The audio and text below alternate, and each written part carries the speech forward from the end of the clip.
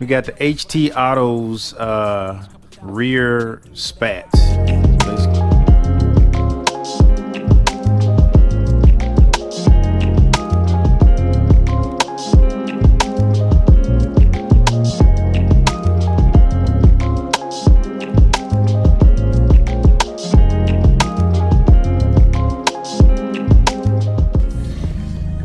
All right, everybody. Well, that's it for this install, man. This is what it looks like in the sun.